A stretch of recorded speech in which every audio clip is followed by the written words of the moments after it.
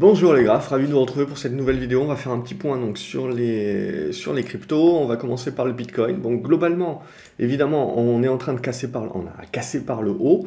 Alors, il y avait cet oblique ici, pour moi, qui était le plus important. On a validé avec la cassure de la résistance horizontale. Et donc, c'est maintenant que les choses se passent. Évidemment, il y a un paquet de mecs qui vont vous expliquer que c'est tout de moon et ça va partir en ligne droite, etc. Aujourd'hui, c'est un petit peu trop tôt.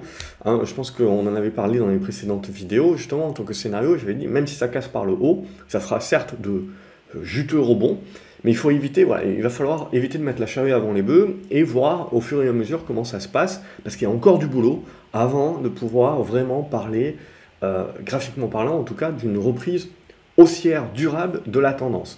Maintenant, c'est propre, hein, c'est pas mal du tout, mais ce qu'on a envie de voir, c'est éventuellement un blocage alors sur cette zone des 48 000 $.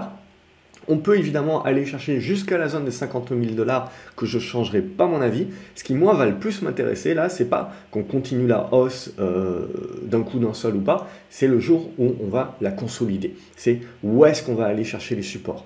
Et tenir cette zone des 45, 44K, en gros, pour arrondir, jusqu'à cette zone des 43. C'est ça, le pivot, il est là, globalement. C'est ça qu'on a envie de voir, tenir cette zone-là, pour ensuite repartir de l'avant, et là, se dire qu'en effet, on a enfin peut-être quelque chose, enfin une reprise beaucoup plus durable. Pour l'instant, c'est un mouvement de break au sortir d'une congestion. C'est propre, c'est bien, c'est beau, mais c'est pas suffisant avant qu'on puisse mettre une casquette beaucoup plus moyen-termiste sur un renouveau de la tendance à la hausse.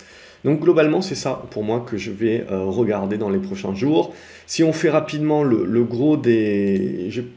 J'ai le marché américain qui va démarrer, donc je vais faire vite fait.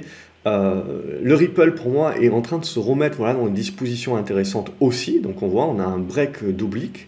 Ce qui va nous intéresser, alors il est XRP évidemment, on me reprend toujours, mais c'est l'idée, on arrive sur la résistance horizontale et au-delà de ça on a cette résistance oblique, donc ça c'est vraiment le gros morceau à passer avant de pouvoir se dire, hop, là aussi, casquette moyen termiste, on reprend une tendance haussière. Et je serais tenté de dire que au niveau du XRP, si on arrive à breaker, c'est quand même bien disposé pour pas mal de spéculations. On va regarder l'Ethereum également, la même chose, même idée, hein, on était dans la même congestion à peu près que sur le Bitcoin, donc cette congestion en triangle symétrique, on la casse par le haut, mais là aussi, même chose, on arrive sur un premier objectif aux alentours des 3004, on peut aller, ça reste des cryptos, c'est volatile, on peut aller jusqu'à la zone des 3006, pour autant, pour moi, là aussi, ce qui va être vraiment important, c'est comment on va consolider ce mouvement et les supports qu'on sera capable de tenir, et donc la congestion qu'on va à nouveau créer ici, et en sortir par le haut, là ça sera votre signal de durabilité du mouvement.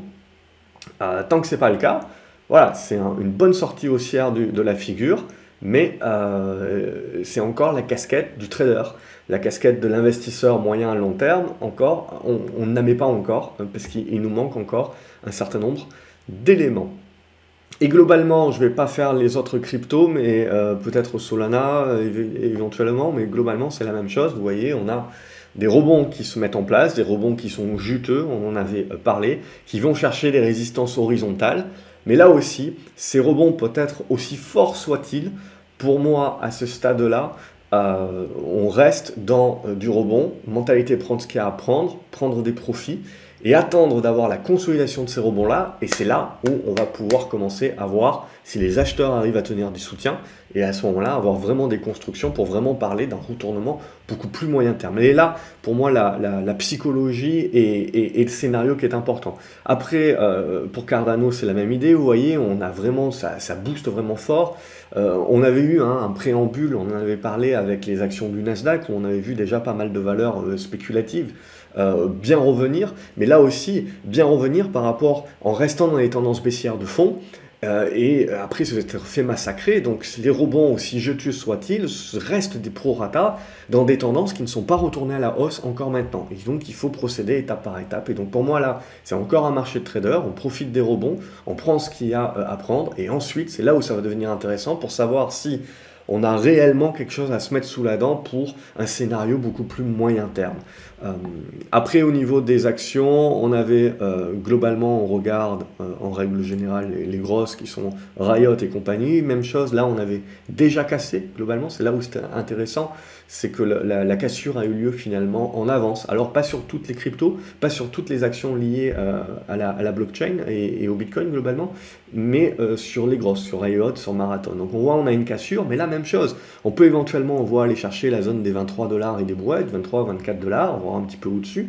Mais ça reste pour moi des tendances de rebond qui vont avoir besoin de maturer, de construire avant de casser à la hausse. C'est là qu'on puisse dire oui, on est en train de retourner la tendance à la hausse. Pour l'instant, il faut garder des pincettes et il faut surtout éviter de sombrer au FOMO et à tous ceux évidemment qui vont s'exciter à vous expliquer que c'est bon, c'est reparti comme un 40. Non, non, il faut éviter de brûler les étapes à mon avis encore pour le moment. Et ensuite, il y a quelques actions qui sont... alors ça, c'est coté en Allemagne. Vous avez Bitcoin Group CO qui est voilà, là aussi en train de valider un retournement. Mais ça reste toujours pour moi cette zone des 45 € en l'occurrence pour commencer à acter en effet qu'à moyen terme, ça commence à bien se retourner, à bien se construire. Mais bon, voilà, on a des débuts avec des bons rebonds, etc. Des plus petites valeurs comme Hut 8 Mining, c'est la même chose. On voit, on est configuré pour en effet partir sur des rebonds, aller chercher les 7,30 $, 7,80 $ éventuellement. Mais même chose, hein, on va rester dans des constructions de figures pour moi un petit peu plus larges. Et il faudra attendre qu'elles cassent pour évidemment faire des conclusions. Donc pour l'instant, c'est des bons débuts. On voit sur Coinbase aussi, pour moi, c'est qu'un début de rebond. Même si on va chercher 240 $, c'est pas rien, ça vous fait 20-25% de hausse. Mais il faut éviter de sombrer, de se dire que ces 20-25% de hausse retournent les marchés à la hausse. Il n'en est rien. C'est vraiment ça qui est important pour moi de bien souligner dans ces analyses-là. C'est qu'on reste pour l'instant encore dans des rebonds au prorata des baisses, et qu'il va falloir digérer tout cela, que ça prendra plus ou moins de temps, et qu'il va falloir attendre des chandeliers supplémentaires pour se dire « ouais, en effet, on est en train de retourner l'ensemble du marché ». On peut prendre MicroStrategy également, c'est la même idée, vous le voyez, on est en train de breaker une résistance, donc on est en train de lancer le rebond, et on peut aller chercher 530, 560 $, même éventuellement. Mais pour moi, on n'aura pas encore retourné la tendance. Et là, le plus important pour moi, c'est de regarder ensuite comment on va construire. Après, vous avez des plus petites valeurs en plus spéculatives. Ça, ce sont celles, à la limite, qui sont intéressantes pour vraiment en mode spéculatif. Vous avez Bitmining, par exemple, on le voit sur cassure des 3 $, 3,10 $, qui peut créer une spécu et qui éventuellement peut revenir chercher les 4 $. Mais là aussi, je veux dire, c'est des choses où vous pouvez avoir vraiment une grosse volatilité. Mais pour autant, même si ça doit faire 50, 100%, vous ne retournez pas la tendance à la hausse encore, et c'est quelque chose qui aura besoin d'être digéré et construit par la suite. Donc c'est super important de bien comprendre et de mettre en silo ce qu'on peut attendre et de ne pas penser que ça va remonter en ligne droite. Ça peut le faire, évidemment, je peux me tromper, ça peut remonter en ligne droite, etc. Mais ça ne serait pas sain. Si on veut vraiment croire à un retour de tendance, moi je préfère quand c'est construit, quand ça prend son temps. Donc là, on est dans une première phase et ensuite il faudra congestionner, construire ces phases-là avant de pouvoir se dire ça recasse par le bas et ce n'était juste qu'un rebond au prorata dans une tendance qui demeure baissière, ou ça casse par le haut et là ouais on a des retournements moyen terme qui se mettent en place et on peut commencer à prendre des positions à nouveau plus moyen termistes en mode suivi de tendance. Donc voilà globalement l'idée que je voulais vous donner, même sans tout analyser, mais globalement tout est à peu près dans les mêmes types de configurations. Je vous souhaite une excellente journée, n'oubliez pas de liker, de partager la vidéo et de vous abonner. Et je vous donne rendez-vous dans les commentaires si vous avez des questions ou quelle est la crypto que vous suivez ou l'action qui vous paraît la plus intéressante. Je vous retrouve pour la prochaine vidéo. Salut!